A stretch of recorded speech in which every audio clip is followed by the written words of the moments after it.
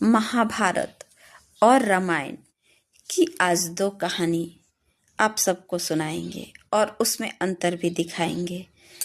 सिर्फ और सिर्फ कर्म के बल पर जटायु जी श्री राम जी के गोद में सोए थे और सिर्फ कर्म के भागीदार होकर के भीष्म जी बाणों के सैया पे 6 महीना तक सोए थे।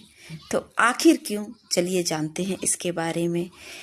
जब जटायु जी को रावण ने मार दिया था, उनके पंखों को काट दिया था, माता सीता को बचाते बचाते जब वो घायल हो चुके थे, तो सिर्फ और सिर्फ नीचे गिर करके दोनों के पास इच्छा मृत्यु के वरदान थे। वो जब चाहते अपनी मर्जी से मर सकते थे, पर अपने अपने कर्मों को जो भोगना था उसके हिसाब से इनकी जो जटायु जी की कर्म थी वो अच्छी थी। उन्होंने नारी की सम्मान किया था और अपनी पुत्र वधू के समान उसकी रक्षा किए थे। लड़ते लड़ते अपने जान गंवाने के कगार पर भी पहुंच गए थे और ऐसा हुआ भी था, लेकिन सिर्फ और सिर्फ उनके कर्म अच्छे होने के कारण वो भगवान के गोद में बैठ करके अपने प्राणों को विसर्जित करते हैं और वहीं भगवान उनके लिए अश्रु बहा रहे होते हैं। लेकिन भीष्म जी के लिए भगवान अश्रु नहीं बहा रहे होते, हंस रहे होते हैं रण क्षेत्र में।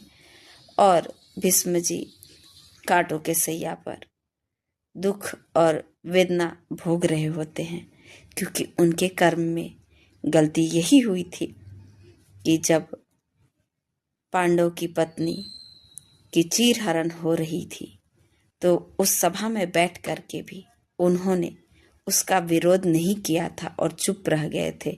तो वहाँ पर उनसे पाप के कर्म बन गए थे, जिसको सहना तो था ही और भोगना भी था।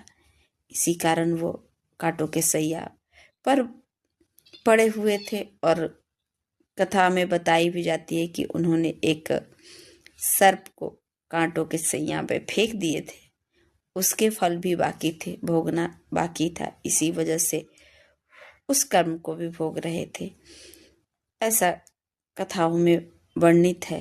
लेकिन एक को भगवान की गोद मिलती है और एक को भगवान की गोद नहीं मिलती है। दोनों के पास इच्छा मृत्यु का वरदान है, फिर भी एक धर्म परायण होकर मरता है और एक अधर्मी परायण होकर के मरता है। तो ये कर्म जो है भावी होता है और इसे भोगना पड़ता है। यह